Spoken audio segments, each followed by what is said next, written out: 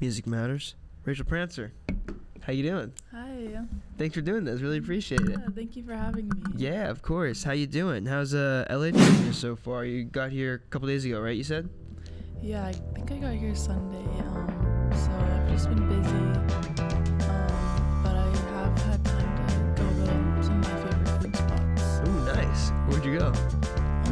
I went to Dooney's and then I went to Monty's Good Burger. I feel like I've heard so much about Monty's, but I've never been there. Where is that? They have a bunch of them. They're like the vegan burger spot. Gotcha. What is the scoop on the vegan burger? Like, is there a vegan burger that's like that tastes like real meat? Because it's pretty like advanced now, right? Like some of it is like really realistic, right?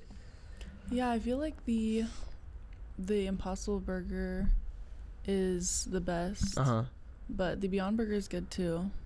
How have you been vegan like your whole life or a long time? 3 years. 3 years? Nice. That's crazy. That's crazy dedication. Did you start at like vegetarianism and then work into veganism, or you went all the way? One day, I watched a documentary and then I was like telling my brother we should go vegan, so we just went vegan like the next day. Nice. And you just never looked back? I mean, like sometimes didn't have any food to eat and I had to eat like vegetarian, but like I haven't eaten meat in 3 years. God damn, that's crazy. Damn, yeah, that's crazy dedication. I think like the vegetarianism I don't think would be that hard for me. Like I think I could go without meat, but I think the veganism would be hard for me. Like giving up like milk and like cheese and stuff like that I think would be a bit more difficult for me because I eat so much of that shit. Vegan milk is good. Like I didn't even know they had that. What is that? Like oat milk. Oh, well, I knew that. Yeah. Yeah, like oat milk matcha latte, like my go-to. So like it wasn't hard to transition for like, I mean, some things like some places don't have very many options. But like usually like I'm fine. Yeah. Yeah, I mean that. Yeah, I think there's probably more options now than there's ever been. You said you did it because of a documentary you saw? Yeah, it just like showed how like the government pays for like all these food companies, like they promote that you have to drink a certain amount of milk and eat a certain amount of meat. And I didn't even eat a lot of meat before, so like sometimes I'd be grossed out by it. Like I would eat ribs every now and then or something, but I mostly would eat like probably chicken nuggets or something. And now I just eat vegan chicken nuggets. But like yeah, it just showed like how like kind of gross some of the meat was. But like I don't care what other people eat. I just like it makes me feel like healthier and like better. Yeah, like not better than other people, but you know, like just better. Because I have more limitation to like make sure I'm not eating and like feeling sick. Yeah, I feel like I would have that before. Yeah, that's super interesting. It is weird to think about, like, because I do really feel like I'm curious how I'd feel if I just eliminate like an entire group of food from my body like that, because there's got to be some things that you just don't have to eat, and there's definitely no doubt that like it's not surprising at all that you just said about like the lobbyists and the idea of like some of these meat companies like being paid to like promote themselves in a way where it's like kind of capitalizing off the idea like you have to eat meat to like be healthy and stuff. I guess I don't know the science behind it, but like yeah, that definitely would make sense. It's not surprising at all. Yeah, like all your nutrients you can get from plants. That's where the meat gets it from. You just have to eat more. Yeah. But yeah. That's a really good point. I never thought about it like that. Like that is where the meat gets it from. Yeah. How does the meat get the nutrients if they're not getting it from plants? Yeah. That's so crazy. So you said you've been out here for how many days now? What's today? Sunday. Today's Tuesday, Wednesday? Right? Tuesday? Oh, is it Tuesday? I think so, yeah. It's Wednesday. Oh, Wednesday. Okay. I was like, I'm behind. Wednesday. Yeah.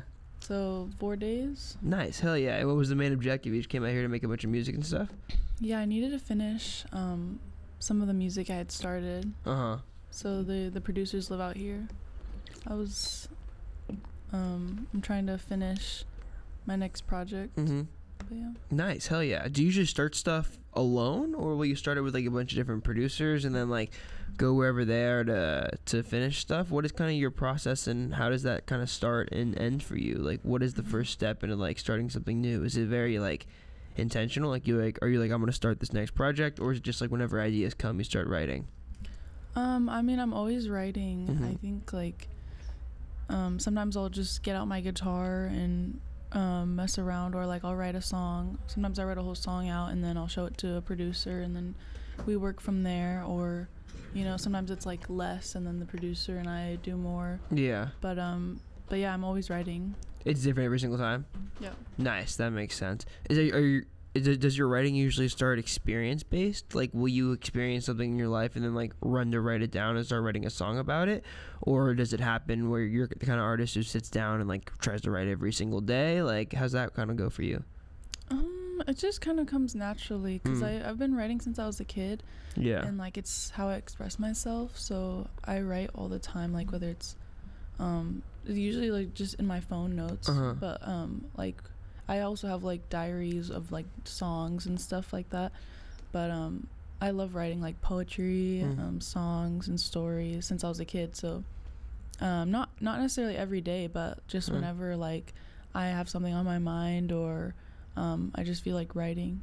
Yeah, that's super interesting. I always feel like writing kind of gives things context. Like when you sit down and kind of put all your thoughts in an order, it kind of just like makes everything make way more sense. Yeah, sometimes I like understand what I'm thinking more once I read it. Yeah, I feel the same way actually. Because I think like I have a friend who says this a lot, but I think like your thoughts kind of exist in your head as like they just kind of like orbit around. Like there's like a million of them, and they're kind of just bouncing all back and forth or whatever. But then like when you write them down, you kind of like give them context and put them in a row in a way that kind of makes a bit more sense. It has like more of like a linear story to it for sure. Yeah. When did you do you remember when you started writing? And was it originally not songs? Like was it poetry and stories first? And how did you kind of get to the place where you were able to turn those into songs? I think I was always writing songs, and I was also always writing stories. Probably I wrote like just like in my diary first when I was like 6, 7, and then I started writing songs around that time. Just like simple little songs, and then I started writing poetry and stories a little bit after that probably. Like I wrote little plays for me and my cousins, and we would perform them to our family, and we would force them to watch them. But it was fun, and like we had a lot of fun experimenting with making like videos on our phone, like iMovies, and just all kinds of little like kid art, but it's like really cool. Yeah, I like that kid art. That's cool. Wait, how old are you again? You said 22? 23. 23? Okay, gotcha. Yeah, I'm 22, and I feel like most people in our age bracket definitely had that experience of like first, like as you were a kid, like art kind of being readily accessible and like things being available pretty immediately because of the internet, to where we could like go make little videos on Movie Maker, or like where we could like shoot shit on like the very first iPhones and stuff like that. Like I feel like we're very fortunate to be of that age group where like art kind of became readily accessible and like readily available to us like pretty immediately, I think, once we were born. Yeah, it's really cool. Like I'm glad I got to do that, and even now, like even more so for the younger generation. Like my little cousin, she's 12, and she makes like little short films, and she loves me and my brother's work because we do film and like writing and stuff. And it's been cool to see her do her own stuff, and like even like she draws and paints, and it's really cool. I think like kids have like a magical connection to art where you kind of lose it a little bit in a way, because you like the world kind of piles on, and you don't have that like same feeling of like being able to do whatever you want because you have the limitations of what you feel like you should do. So like I'm always trying to like reconnect with that when you're younger and you have that like more openness and you feel like you just do whatever and you don't like second guess yourself. Yeah, I was actually just talking about this yesterday in an interview, and I think like for me, I think what it is like kind of what you said. Like when you're a kid, everything is a possibility. Like there are no ideas that are ruled out because they may be like ridiculous or unrealistic or anything like that.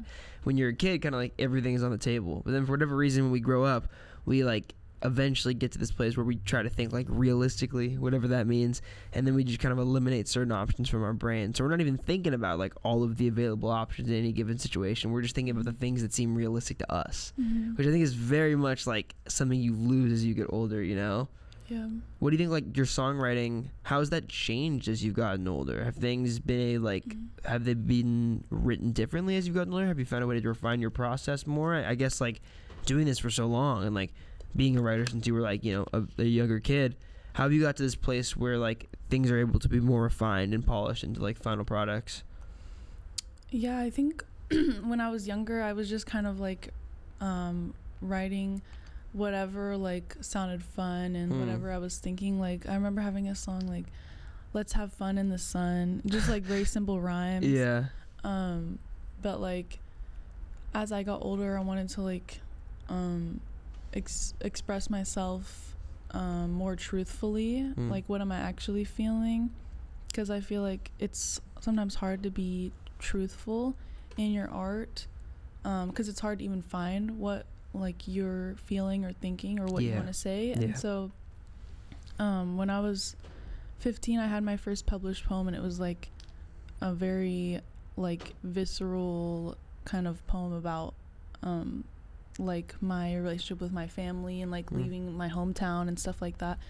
And so I liked experimenting with those themes like that I had growing up, and like I'll often write about stuff that like I've felt since I was a kid, because it's like continues on in my life. Yeah. Was that like a natural inclination for you as a kid? That's so interesting that like these things were happening to you and immediately your brain went to like write a poem or like write a song. Like, do you think you were just looking for some kind of release as a kid? Yeah, like I didn't have a lot of friends. I had like my best friend was my cousin, and I moved schools every year because my mom was a teacher. And then I moved to I moved to Florida when I was 12. So like writing was kind of like my best friend in that sense, because and nature, like I loved going outside and just writing and like playing on my guitar, and that was like something that comforted me a lot. And like I had this whole world in my mind that I could kind of go to. Wow, that's so cool, especially at like such a young age. It's so cool that wasn't something that just happened and then fizzled out and eventually became like what you actively pursue and what you wanted to be your career. That's really, really, really cool. Were your parents like kind of aware of how much you were like into the creative stuff when you were a kid, or was that something that kind of like lived in the background for them? They were aware. They are both somewhat of singers. My parents have both done like choir, and my mom studied music in college, and she actually recorded an album when she was like 18 or 20 or somewhere around there. And but the place like went bankrupt and she never got the album. And so like I'm glad that I'm able to make music now, and she is supportive. But like at first I think like they wanted me to be like a teacher or a doctor or a lawyer. They're like, you'd be such a good lawyer because you like to argue. And I was like, I don't think that's how my parents told me that too. Yeah. but yeah, I think like I always wanted to do film, writing, just anything with art, because I love all kinds of art. And I have so many friends that do different types of art, like graphic design or just film or writing. And it's like very much like something I want to keep in my life forever. So I'm glad to be like surrounded by creative people, even if like they're doing other things. Art is always a part of our lives. And even if they're doing different like mediums or different kinds of art, I think there is just like a shared mentality there. Like I think I find myself like, even if I'm not like I'm not pursuing like filmmaking or something actively, right? Like I definitely like relate to people who are doing that more than somebody who's doing like just another job of some sort. Because I think like more so than anything, even if the artistic mediums have like nothing in common, right? Even if like you made the argument like music and film don't have anything in common. I mean, they certainly do, but if you want to say that, right, I think there's still like a shared mentality amongst those who make them. I think like the artist mentality is just one of like always being open-minded and always like channeling experiences into like different forms of creative expression, you know. And I think like there's so much that goes into those people having things in common for sure. Do you like I guess like it's interesting too in like a very different way, but I suppose teaching is also a very creative field in like a weird way. It's probably really cool for your parents to be teachers and then have kids of their own, because they can probably have this like split mentality where it's like, I see this in my child and I see this in the kids that I'm teaching, and you probably understand it on a pretty deep level.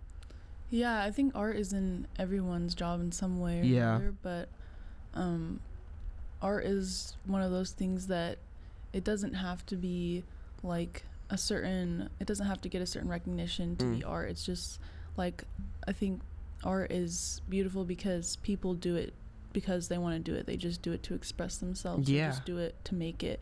And like a lot of art that no one ever sees, you know, is really cool too. And it's like, if no one ever sees it, then no one else can appreciate it. So I think it's cool to just put your art out there. Yeah.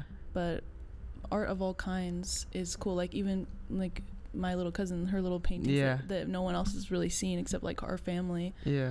Like stuff like that can be like inspiring to me, or you know, to other people. So I think art is just really important. Yeah, I totally agree. Like I feel like the most true and like authentic artists are ones that have to create. Like it never feels like an option to them. Like, because it can just literally be their way of coping with the world. Like, I've always found it strange that, like, we've got to this place where, like, art is now such a commodity that, like, it can, like, be a job to create, which is kind of a weird concept, right? Because, like, for so long, it was literally just, like, a thing that people did to, like, console with feelings. It was just, like, a reaction to the world. Yeah. You know, and now that reaction to the world has been made into this, like, commodified career, which is a really, really strange place to be. And I think it remains difficult to, like, have, because obviously, like, if you want to be an artist, you need goals, and you know, you want things to accomplish, and you want things to places to go. But at the same time, like, all art is like a reaction to everything happening in your life. So it's really strange to like want to go somewhere with art if that's not even really what it means or what it's about. You know what I'm trying to say? Yeah, art imitates life. Yeah, art imitates art. Yeah, exactly. When you're writing, do you like often write and are compelled to write about things that you have trouble expressing in like your day-to-day life? I know you were just saying before that like sometimes you can write things down that make more sense for you. Does that happen from like thoughts or experiences? Like, do you make sense of the experiences or make sense of the thoughts when you begin writing? I guess both. I think like I'll have a thought and I want to expand on it, or sometimes be like, I want to specifically write about this feeling and trying to like find a way to express that. So sometimes it's easier than others, but it's like a process of discovering the thoughts or the experiences, and it kind of all winds together and coalesces into this like theme that comes through all. I think like every artist has like a through line through all their art, and it's like their I forget the word, like their thought process, the powerhouse of like where all their thoughts come from. But yeah, I think like sometimes you'll explore different things and you kind of all like see it coming back to that one like thing, and so I try to like write about different experiences, different thoughts sometimes, because I see like the themes in my writing. Yeah, I love the stream of consciousness stuff. Like I always think of it as like stumbling into something. Like I really love writing for that reason. Like I really love writing because like you can start writing about an experience or a concept or a thought, and if you just write long enough, you'll like learn things about that you previously didn't know, which is something that I think helps me a lot with experiences, at least. Like if something happens in my life that doesn't make sense in the moment, and I have to like make sense of it in like I guess in like a later time, if I write it down, I just like you said, stream of consciousness, just like write exactly what happened. Eventually it starts making more sense to me in the moment, or like than it did in the moment, because like I'm just kind of recalling everything that happened, but I'm not just recalling it, I'm making sense of it. And it's like slowing everything down to think about every single second for like a minute, which is very different than thinking about it for a second, you know? Yeah, I read this book called The Art of Slowness. I believe that's what it's called. It's a cool title. It's about everything, like just like living in the moment, how slow everything can be. And but for writing, I think sometimes I'll write down like certain lines and then I'll go back to them and put them together, and they're all like kind of from different thoughts, different periods of time. So obviously like I was in a different place, but they all kind of sometimes work together really well, and and like I find different meanings when looking back at stuff like that. And it's cool to experiment with like the different writings that you've done and see how they all come together. Yeah, that makes sense. Will lines ever like change meaning to you over a long period of time? Like, will you ever write something down, almost not even have realized what you meant by it, and then over a long period of time you go back to it and it means something different? Yeah, that happens. Yeah, that's super cool, dude. That's so cool. It's like you know what you're writing about, even if you don't even like, I don't know, even if you're not like consciously admitting it to yourself. That's cool. Do you think like writing in LA versus when you used to live in Indiana versus living in Tampa and all this stuff, writing in all those different places, does it feel different? Like, do the different places evoke something different in you, or does it all kind of feel like the same and it's just your brain's reaction to stuff? Or how determinative is your environment when you're writing? I think it doesn't affect my writing. I've wanted to experiment more with that because wherever you are, I think can definitely affect the way you write and what you're thinking. Where you are affects how you think. So like I want to experiment with writing outside again and like in different places, like on a hill, on a mountain, because I think like you have different senses that you're feeling. And then when I'm in Indiana, it's like I'm back in my like childhood nature setting, and I have like different feelings and like memories that come back. And then in Florida it's like a whole different energy and vibe because I'm in this like humid swamp. But it's also like another set of memories where I'm like growing up, going to high school. And then in California, like more memories from my dad's side of the family lives here, and I've been to like Joshua Tree here, and that was really beautiful. So I love traveling for that reason too, because it gives me new perspective on things. So I don't like staying in one place for too long. Yeah, for sure. Like I feel like you could rewrite the exact same thing in like 5 different places, and in some way, shape, or form it would feel different, or it would be different, or like there'd be something new to it. Because you're right, I think like where you are certainly informs what you're writing and how you write it. And I think it's not even just about like the place itself, but it's about your relationship with the place. Like, I mean, I could write something in Indiana, and you could write something in Indiana, and it would never be the same because like you have those experiences in Indiana and I don't. It would just be a new place to me, whereas to you it's home. So I think like there's a lot that goes into like your relationship with the place, and that being a very, very informative part of like how everything feels and how everything sounds and how everything is. But it's it's a really, really cool concept. Do you kind of like exclusively write alone out in Tampa where you're living, or do you finish songs out here only, or will you ever start songs out here?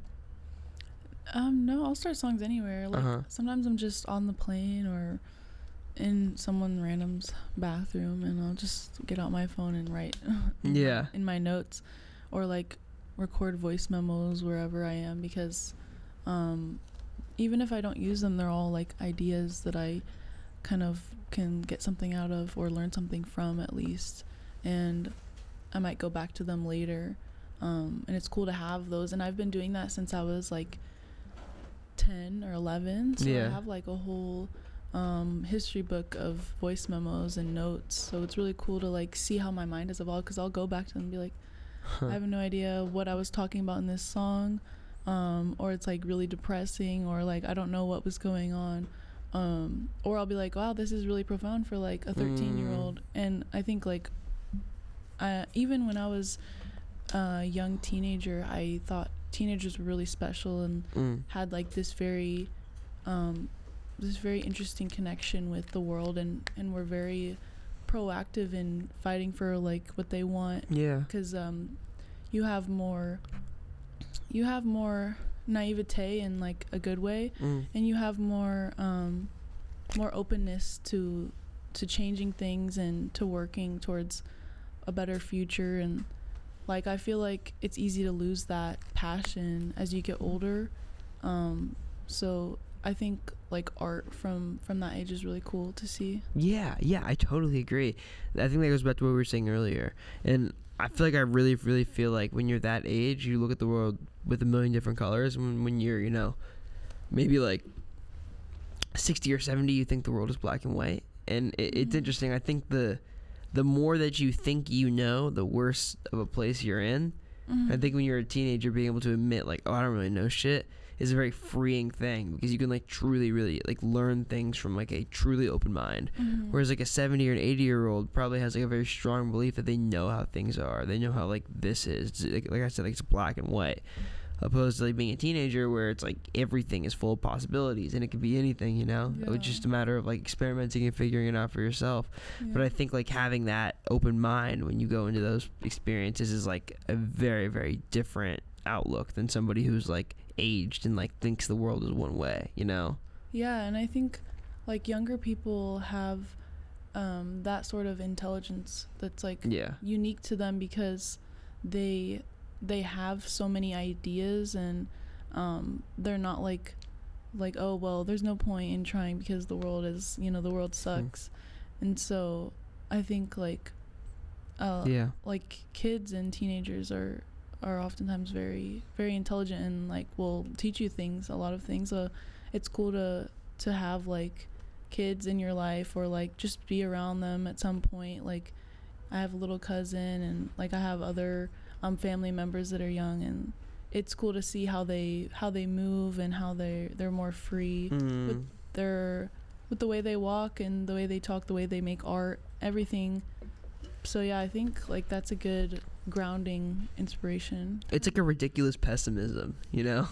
It's like thinking that like it's just like, it's strange. I really hate when people say like they're realists or shit, just to like put like a really, really negative spin on everything. It's like, oh, like I'm being realistic. Like, I don't think realistic is like just inherently negative. I don't know. It's not the way I think. Like I don't even think I believe in luck. Like I think like there's like a finite amount of like good and bad that comes to everybody in life, and it will come in different stages, and maybe for some people it'll come more and some people it'll come less, but it's just like it's gonna come. Like I just don't think it's like a there's good or there's lucky or unlucky people, you know. I just think it happens. I don't think like being pessimistic is realistic.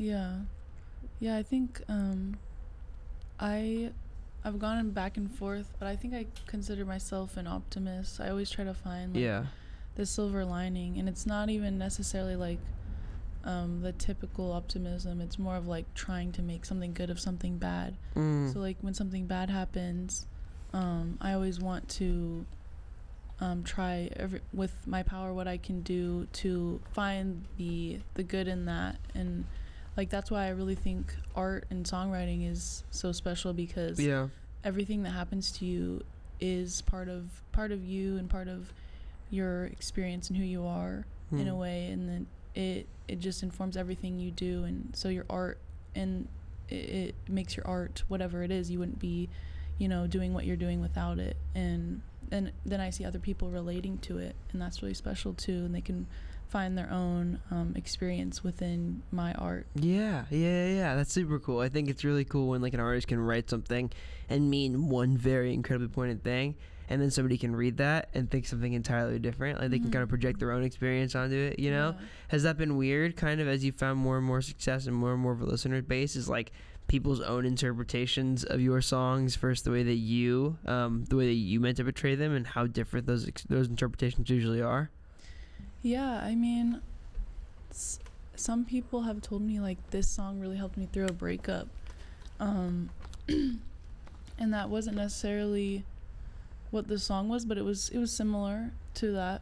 But I think like a lot of my songs have different meanings inherently, because I kind of take from all the different experiences I have. So it might start from like this idea that I had because someone hurt me, but then it like evolves into like this feeling of loneliness that I've had since my childhood, or you know, like whatever different feelings and emotions come together, it's kind of all like this shared experience in my mind. And so the song has very different, like all of my songs have very different meanings that people can take for them from them. And I guess there's no way to account for that in the writing. It's just like whatever happens. And I think something that's so cool about music, and I think like it's something that I think might be different than like some other artistic mediums, just how like music is so short and so brief often that like the interpretation is almost immediate, Whereas like if you're watching a movie for like 2 hours, right? There's a long time to like build up an idea of what you think this movie is or what you think the interpretation is, right?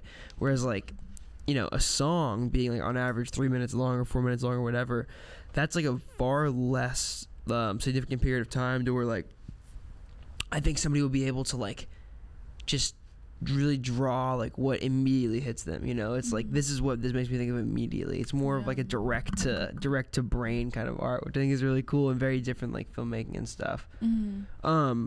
When you were in, I guess, well, not Indiana, I guess now being in Tampa, is there a lot of a music community there? Like, are you around like a lot of other musicians and stuff? Have you found any kind of scene there, or has it been difficult to kind of like grow any network out there? What's kind of like the music scene out there like? There are musicians out there. I like the Tampa scene. I've been just home a lot, but I've gone to a couple of shows there. There's some cool venues, and sometimes I'll go. I saw Faye Webster at the House of Blues. I mean, Nice. it's in Orlando, but Orlando and Tampa do have a lot of indie and rock and cool like alternative musicians. Yeah. And so I do have some friends out there. I saw someone recently, this drummer that I know, and then I did a show there, so I had some instrumentalists from the scene there, and it was cool. Like I've met like some fans there, so that was crazy because I didn't expect that. Yeah, that's super cool. Yeah, I've never been out there. I was definitely curious about it. That had to be a super humbling experience. Like, do you remember when you first kind of started to like meet people that were fans of your music, and was that like overwhelming or strange? I think last year I went to New York in May, and there was this kid there named Sawyer, and he was like, "I'm such a big fan of you," and they came up to me and asked for a picture, and that was like the first time I think that happened. Yeah. And so I still remember them. They still like keep up with me, but yeah, I felt like that was a special moment because I've seen like a lot of younger kids like taking a lot of inspiration or just relating to me, and young girls and boys and NBs and just young people in general. I think like it's cool to have them look up to me in some way, because I remember having that like as a kid, like looking up to Rowan Blanchard or whoever like on Disney Channel or whatever musicians I listened to, and like Billie Eilish, and like it does really like mean something to you, like especially at that age. Yeah, it's very, very cool. But I appreciate them. I'm glad I was able to meet them. Yeah, it's so sick. I think at that age too, when you're younger, it's very impactful in like a different way than like finding a musician when you're older is. And it's strange, and I think that kind of has a lot to do with what we were just talking about, where it's like you get jaded as you get older and these things aren't as special, but it's like you almost like, for whatever reason, when you're younger, the artist that you look up to, there's a lot more passion and like love there, I think, which is a very beautiful thing. Whereas like I guess maybe when we get older, I see them as a bit more of like human based, which, you know, is probably accurate, but it's just like there's this really cool sense, I think, of idolization sometimes when you're younger. And I think there's a lot of negative that comes with that, but I think there's also a lot of like cool positive that comes with it, where like this undevoted fandom can be born over like a long period of time, you know? Being in this kind of place where, so when you met those fans, was that before you changed your artist project, or was that after? That was before. Gotcha. Okay, cool. How was that experience like? 'Cause I guess you're in a pretty dynamic phase of your career right now, doing this for a while, but now kind of being this place where like relatively recently, like you kind of like made this transition from Spider Blush to Rachel Prancer, and like doing all that stuff.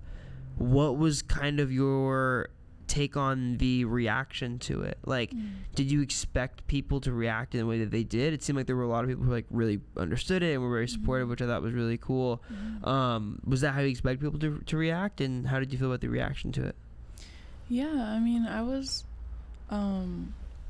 I guess like I didn't know how everyone would react, but I was like, I just need to change my name, like even if people don't like it. It's more for me, and I didn't feel like the name fit me or represented me anymore, since I kind of made it to like hide on the internet when I was putting out my first songs on SoundCloud, and just like trying to figure out my sound and what I was doing.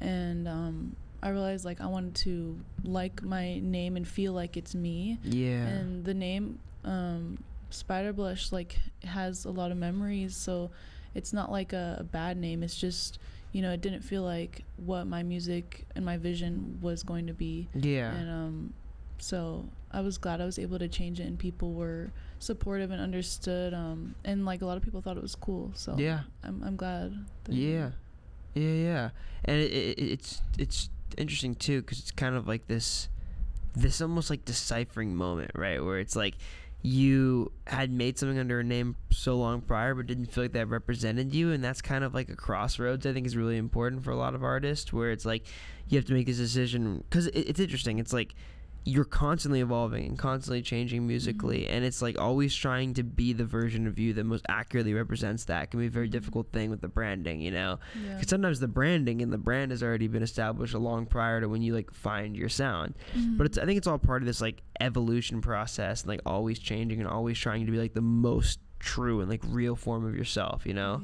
I'm speedrunning evolution. yeah exactly.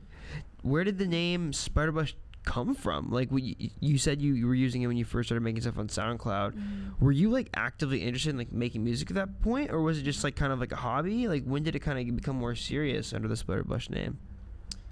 I put out my first song the day before I turned 20 on SoundCloud, and it was just like something I made on GarageBand. But before that, I had been uploading guitar songs under like my name Rachel just on YouTube. Yeah. So I kind of just wanted like a change, and I made that song. It was like very different. It was more like alternative rock, more like darker, grungier, and then I like started to meet music friends and find like a community that I fit into for the first time through that song.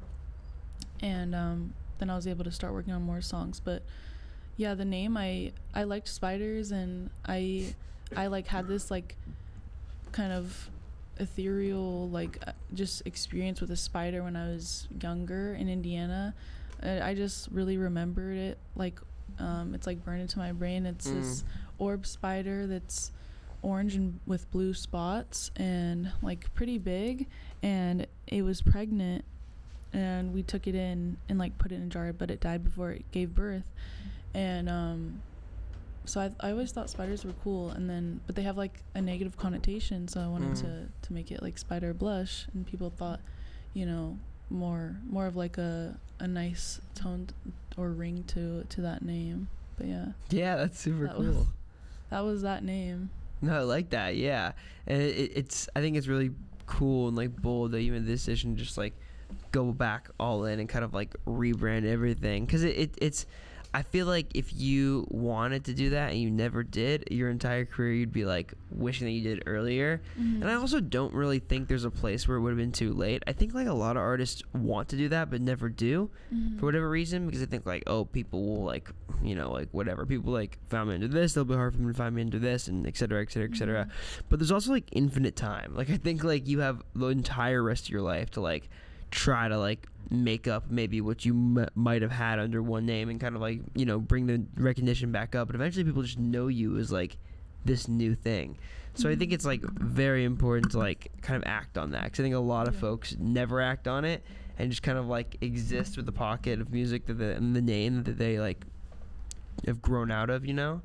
So I think it's like definitely super key to do that for sure. I think that's why like different artists do different projects, because they feel like you have a different type of music you want to make, and it's like it is a very confusing world to navigate, because you want your fans to like have that kind of through line, but you also want to experiment. And so like I could have separated the projects, but I wanted to like keep, you know, all of the followers in the same vein. And I'd only gone under the name like on Spotify for like a year, and so I felt like it was pretty early on, and I was able to change over. And I also had like taken some songs down before, so it's constantly like, you know, just growing, and especially like putting out your first songs, they're not like when they're not properly mixed and stuff, because I just, you know, put them out there, but like, you know, there were still people that liked them, so it's cool to like grow and evolve. But it's always happening. Yeah, for sure. And it's always this battle where it's like, I think it's hard to not, like, it's hard to make new things and like expand into new sounds without having that intuition to just take everything else down and kind of like rebrand everything. And it's interesting though, because like I think there is a really, really cool thing to be said about like people evolving and like watching their progression over a long period of time. And I think it is cool, like all that stuff is pretty much still up there, right? Like all the stuff that like, like was under Spider Blush is still up there right on Spotify, right? So it's just the same name, right? Yeah, it just changed. Most of it is just under the same or under the new name. Yeah, see, because I think that's super cool. It like allows this kind of like trajectory where a listener can find you and like work their way up and stuff through your catalog and kind of like see the changes and like how things have like progressed over the years. It's so cool that you've only been doing this for like a couple of years now. I've already found like success. Was that like a shock to you? Did you like expect to find kind of a community and like a really, really cool like network of people that care about your music so quickly? And when do you remember like the first moment where you realized like, oh, people are listening, people are paying attention? I think I had like done some features with people, and I had like a song that I really liked with someone. I don't think it's up anymore, but so I had like a page on Spotify, but I hadn't like uploaded anything. Gotcha. But luckily, like I already had some people that had listened to me on SoundCloud and stuff, so I think like that was a good place to start, because I had sort of built a small community, and like had a lot of music friends that really liked what I did, and it was cool because we like liked each other's music, and we were able to send it to each other and work together. And that was all just through the internet? Yeah. Sick. And I uploaded my first song. I think one of my first songs was a song with Pandy, who remixed The Lake, that I like just recorded on piano.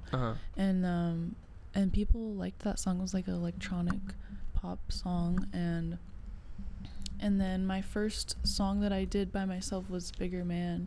And I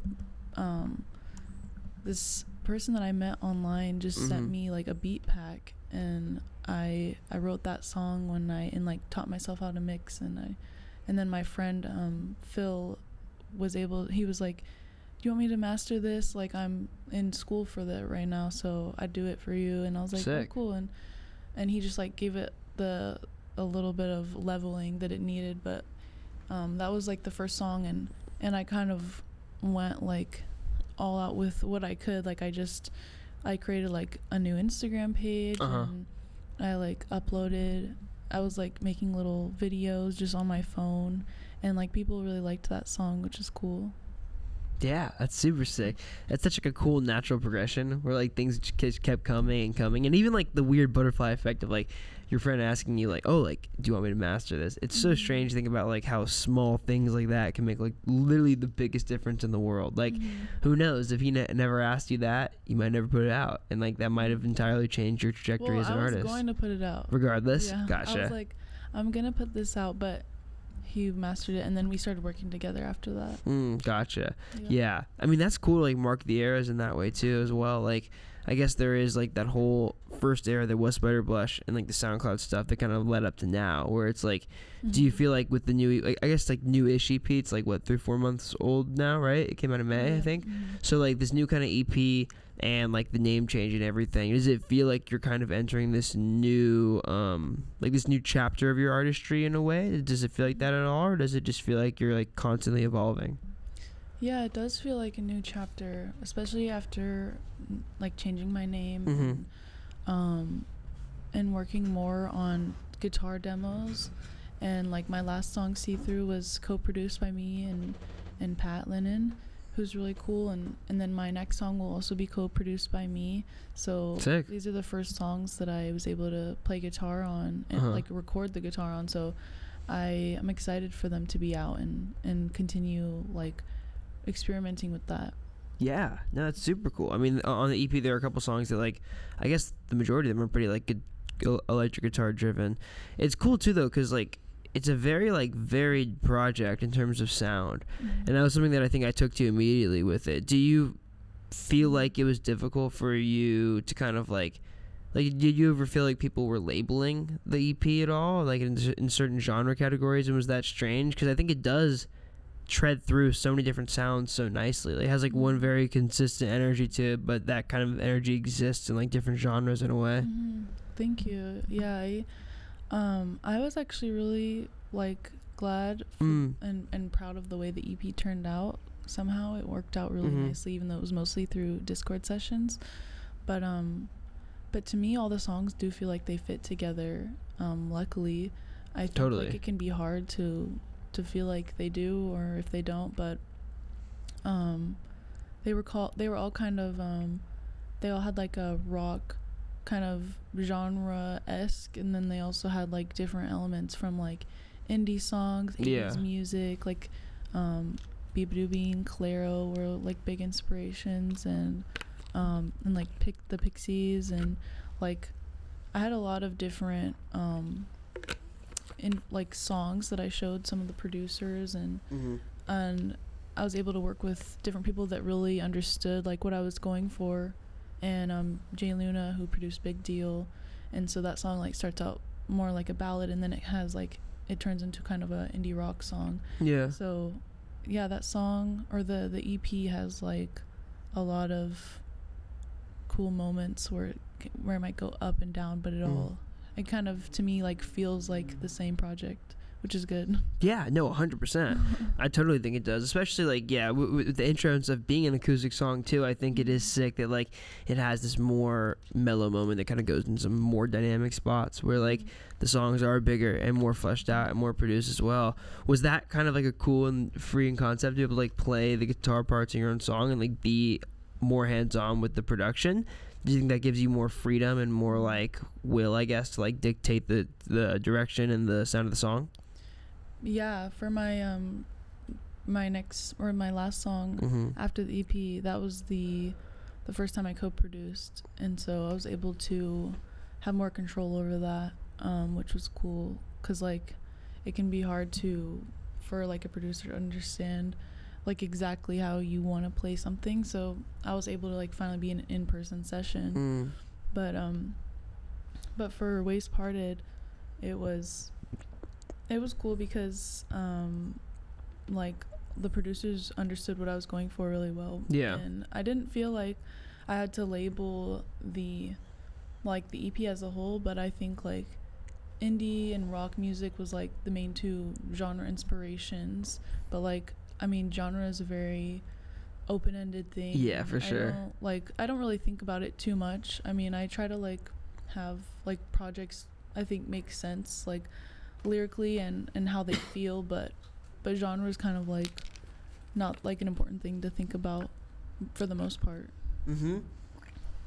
It's kind of like the second question, really. Like I feel like the first question should be like, how's this gonna sound, and like how is it gonna feel like me, and the second question should maybe be like, oh, like, well, I guess what genre is this, but it doesn't really matter, you know. I think the song is gonna be the song no matter what you're trying to say, especially with your music. It is so story driven, you know. Like I would imagine the stories come to you way before the sounds come to you, right? I mean, for Big Deal it was like already all written out, and nobody else, like I had the chorus, and then like I worked more on the verses on that, and like some of the songs were more written during the session and some were already written, so it was cool to like experiment with the sound, and like once you like have the guitar, and then you sometimes like will try a different melody or say something different comes to mind. Do melodies come to you fast? I'm always thinking of melodies, like I'll always have like random words stuck in my head or like a melody, and I will record them if I'm like, oh, I should remember this for later. But I think like it can be hard to come up with like a melody that you really trust, like that you're like, oh, I'm gonna really like this, and this is good. Or also, you know, not only the melody but also the lyrics, because sometimes the lyrics and the melody are like tied together, and like I'll think of something but I don't like the lyrics, or I don't like a part of it, but it's like hard to craft it, so like I just always want to like start over. But yeah, like I always writing things down or recording things if I have any ideas. I feel like artistically that's one of the hardest things to do, is knowing when to stop, because like you can try 40 different ideas, and like every single one may feel right or every single one may feel wrong, but it's like you'll never actually know, like I guess by other people's margins, if that was the correct or incorrect answer, you know. Like I think it's difficult to like pick a stopping place with like any element of a song, be it the lyrics, the melodies, or whatever. I think like that's like something that I struggle with still, but I think like it's important to try to like find what you actually want it to sound like, or what you actually want to say, instead of just like keep throwing things at the wall. Like, what do I actually want this to sound like? Like what would I want to hear from myself when I'm trying to say this? So that's like kind of what I'm trying to do, especially recently, because sometimes you like, it's very different to hear things from your own head, and like trying to see how that sounds like outside of, like, if I heard this, would I like this song, you know? So it's like a weird thing as an artist, but that's what I'm trying to experiment with. I feel like so much of that is like having a very specific vision for a song, opposed to just kind of like creating to create.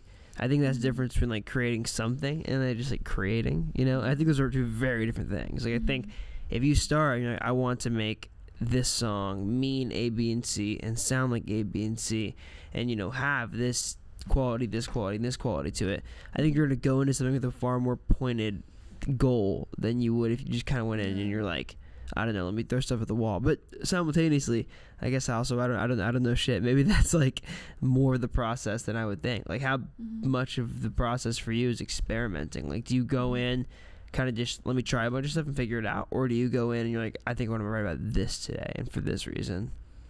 I mean, I'm always like have an open mind to what I want to do, but I think like recently I've been thinking like, okay, I want this song, I want to talk about this, like this is what I want to write this song about, because this is what like I haven't written about, and this is what I've been feeling, or something like that. And I'll be like, I want it to have this kind of sound, not like a genre but a feeling. And so that's like something that I've been trying to work on. For sure. I think feeling is honestly way more important than the genre, because I think like if a song feels a certain way, it'll feel that same way no matter what genre it is. Whereas like genre is very temporary and very subjective, and I think the feeling sometimes is less subjective than the sound, you know. Do you feel like on this EP, a lot of it being kind of like it's cool, like it's all pretty much guitar driven stuff, and there's a lot of variation between the tracks, but I think you're right, there's definitely like a really, really consistent level of cohesion to it, where they all feel like they're in the same world.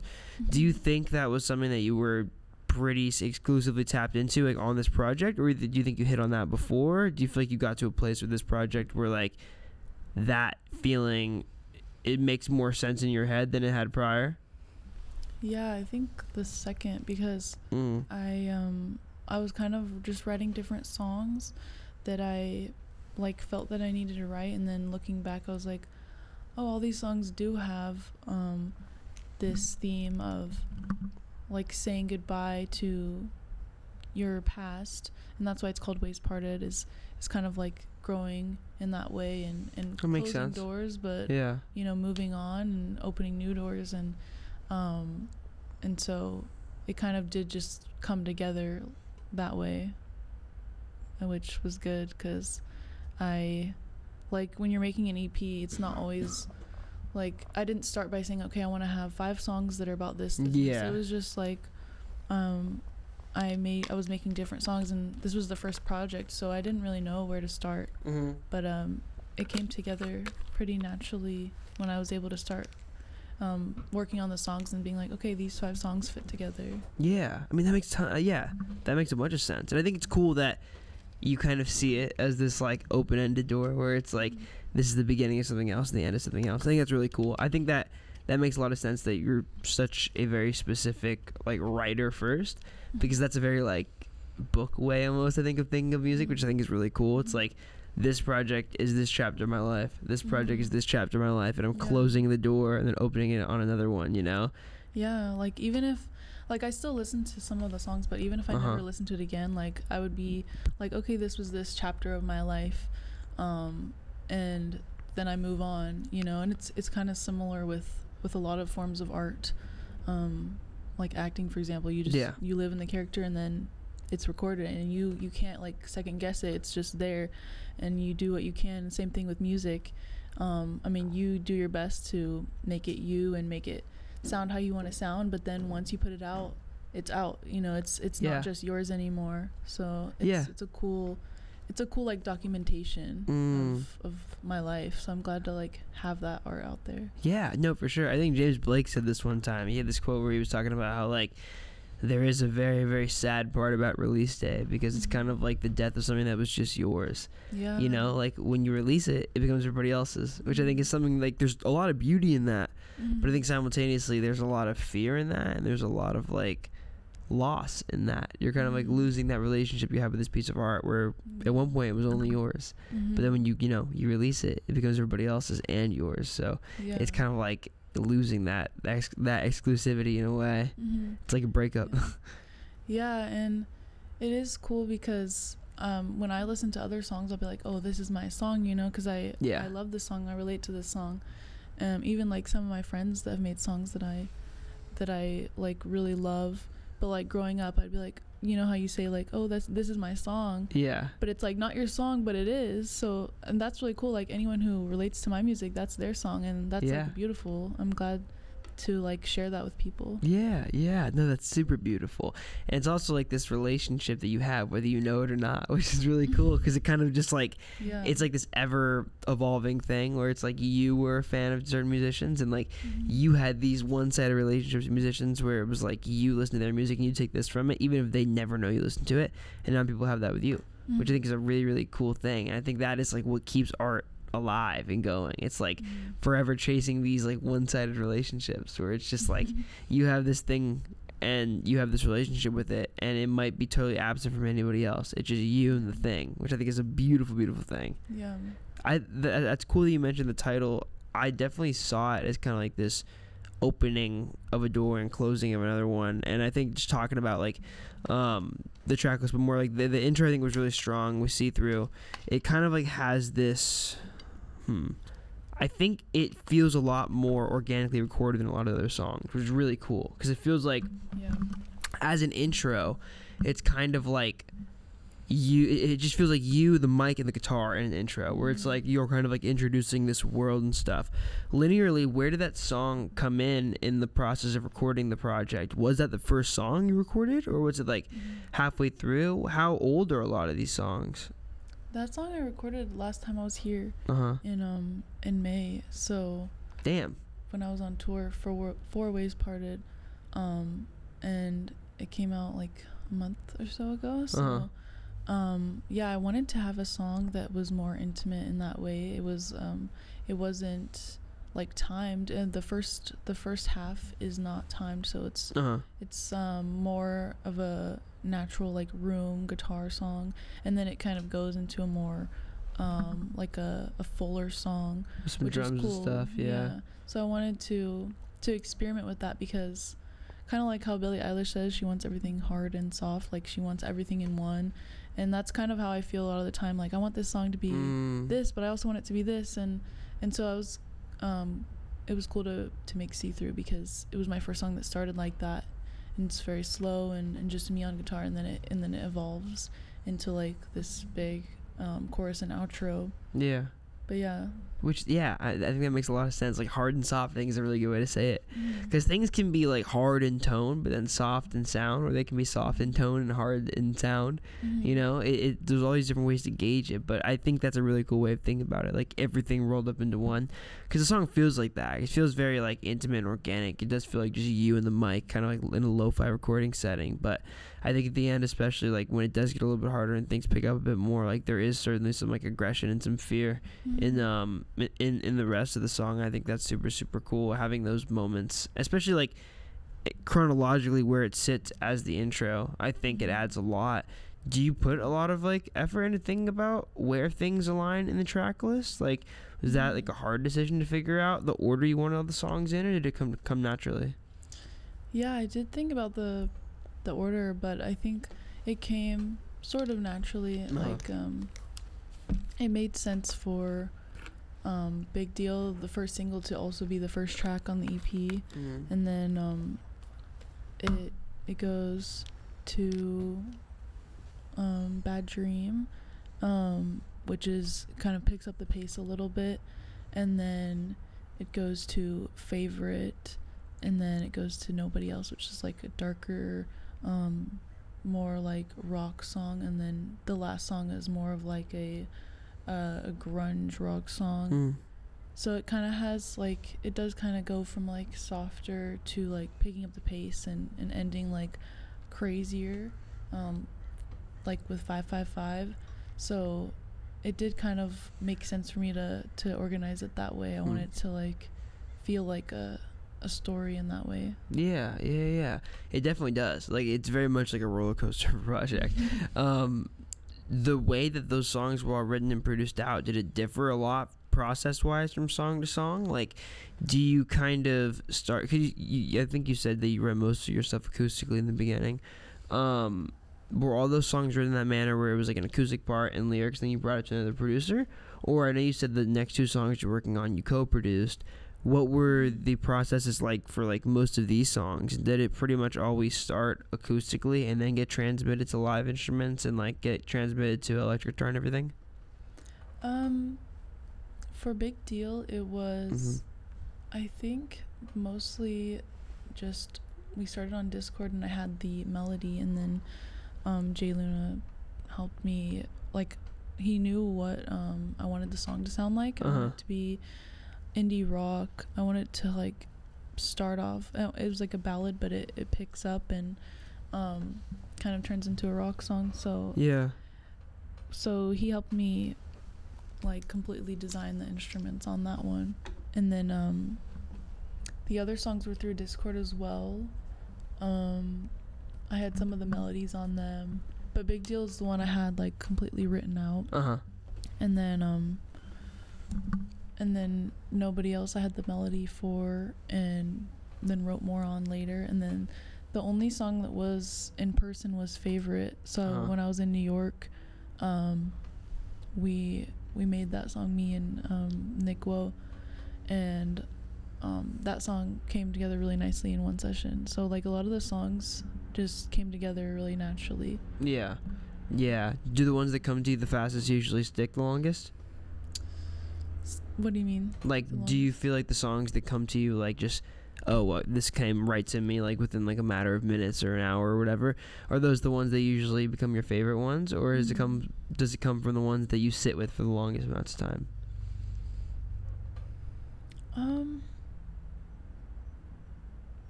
So far, like, Big Deal was my favorite off of the EP, so that's one of the ones that came together quickly.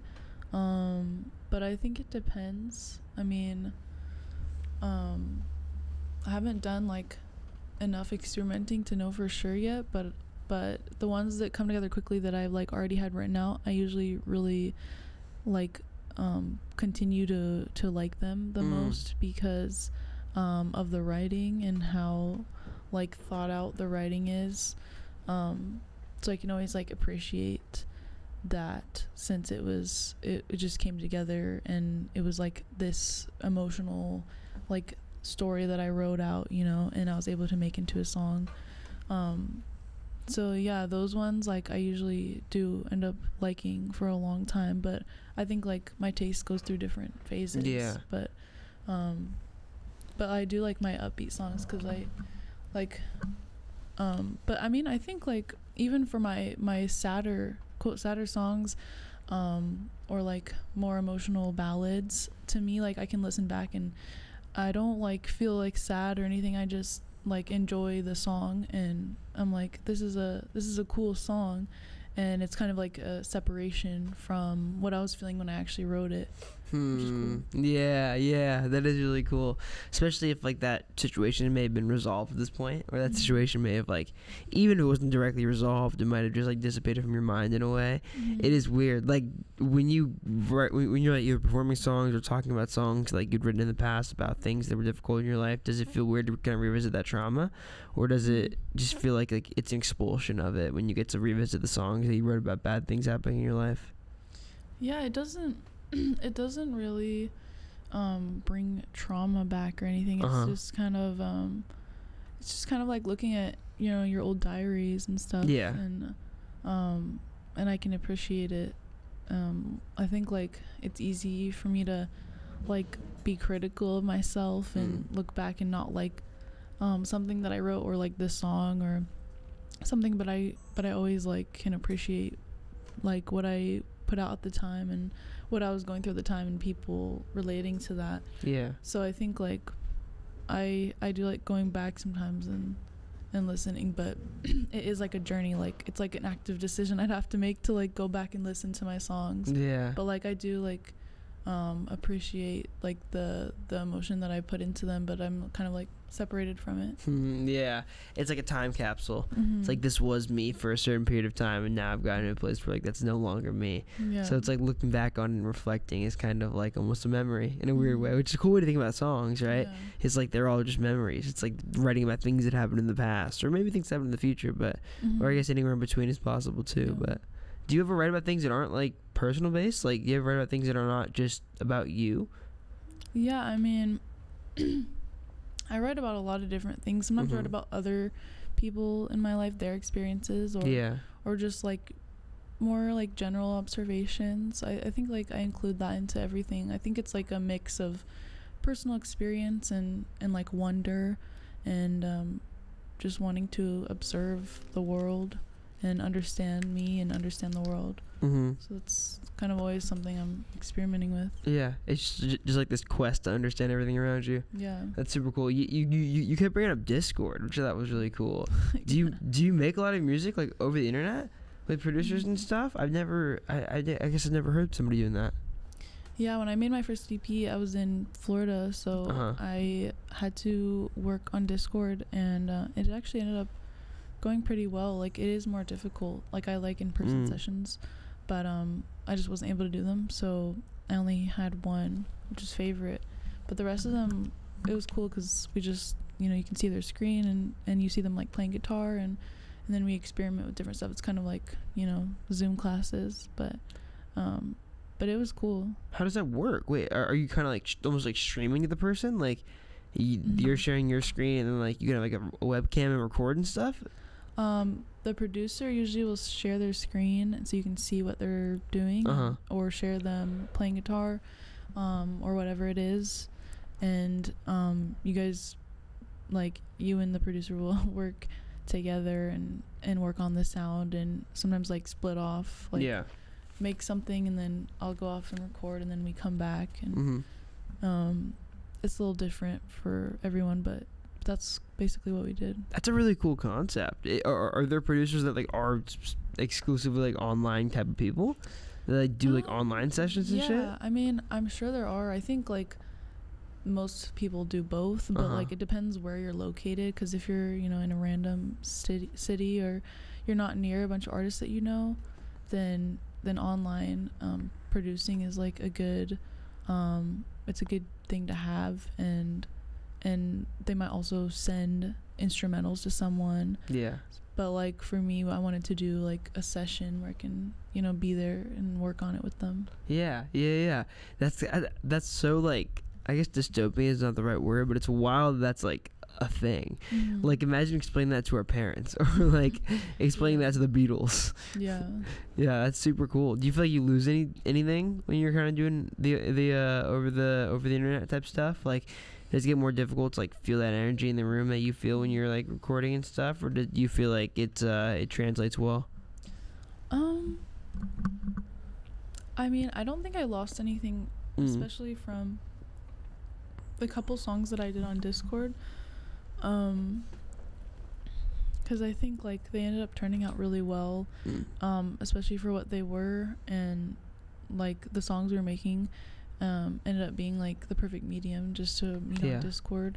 I mean, I think like sometimes it can be like hard to communicate like what you want, because you can't like physically move their mouse, or you know, be there in the room playing guitar with them, but like for the most part we were able to communicate what we wanted musically and like what I was going for, and it was a cool way to like start, because it was my first project, so I hadn't even done like many in-person sessions at that point, so it was like a good introduction and a good time for me to just try working on stuff through there. There's certainly like a level of comfortability there for sure.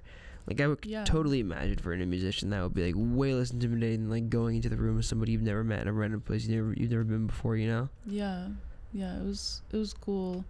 We were just kind of chilling, and then like we were able to make a song, and they were able to like do their own thing. So we had like our own space, kind of. Yeah. Have you found any collaborators in Tampa? Like, have you found anybody in Florida, producer-wise, that you like to work with? There are a couple people, but I haven't worked with them yet. So in the future, I need to reach out to them. Sweet. But yeah, I just haven't yet. But there are producers that have reached out to me. Sick. That's hella cool. Yeah, it's sick. I think when you're somewhere like that, where like a bit more of a developing music scene, where like you can like begin to like piece things together in a way that makes more sense. That's what I miss. I lived in the Bay Area when I lived there. It was just like the music scene was so much smaller, so like the links between everything were a lot smaller, so I could like piece somebody to somebody else in like a lot less steps than I could in LA. Whereas as LA music is just so large that like everybody knows everybody, and it's huge. It's weird. What do you think like musically so far has been the biggest turning point for you? Like if you had to locate a point in your career so far that kind of everything after never felt the same as it did prior, what would that point be? Like what you think has been the biggest and weirdest moment that most of the stuff changed? Probably when, I don't know if I've had that moment yet, but I think like when I got asked to open for Abby Sage's tour, that experience was really just wonderful all around, because I was able to meet her and be there at her shows, which are amazing, and open for her, and those were my first performances ever, and I was able to travel, and like that was something I hadn't done before, so it was like a little dream come true in a way, and I hadn't even like thought about it. It kind of just came up, and I ended up really enjoying it, and like I want to do it more, and it's something that I like got to experiment in. It was only 2 shows I opened for, and then I did a show in New York, but it was really fun to like perform music live, because that really is like the origin of music is like live music, so it was cool to experiment with that. You said those were your first shows ever? Was that crazy, just like immediately playing to an audience, like never having an experience? Because a lot of artists, I think, like developing artists, like they begin in a place where like they're playing super empty rooms, but you kind of like skip that step in a cool way, whereas like I guess the first shows you were playing were like immediately with a crowd. Was that intimidating, or do you feel like you were very comfortable on stage immediately? I was nervous. I think like just I don't like necessarily feel nervous, but then I get on stage and I like my mind went blank, and because it was just my first show and I like forgot some of my lyrics, but I was able to like pull through, and people didn't notice. Thankfully, they told me, they're like, we couldn't tell, but I definitely like looked a little more stiff, and I was like, you know, trying to figure out. I was like scared to like move too much or move the mic, but then my second show I was more free, and that show was really fun, and looked a lot better on camera from the videos I saw. So I just remembered to like have fun on stage at that show, and so that was really cool. But yeah, before that, like I had never been in like a large crowd. I had done like a house show like a couple years ago just for fun, but that was like it. So and like I had a live band for the first time. Oh, how was that? It was cool. Like we only had one rehearsal, but it ended up going pretty well, and they learned everything really quickly. Nice. Was that like how you expected it? Like being a music fan and like going to a bunch of shows before, was being on stage the feeling that you expected it to be, or was it less, or was it more, or was it different?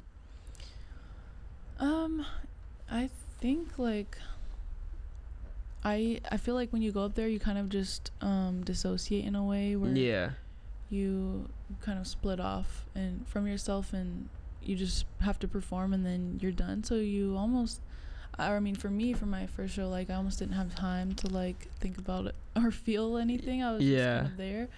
But like the second show, I was able to have a lot more fun and kind of more focus on myself rather than like worrying if the crowd is, you know, like enjoying it or if I'm like looking normal and not awkward. And I was able to have more fun and dance around and like enjoy like my time being up there with the band and just enjoy like being able to play the music live.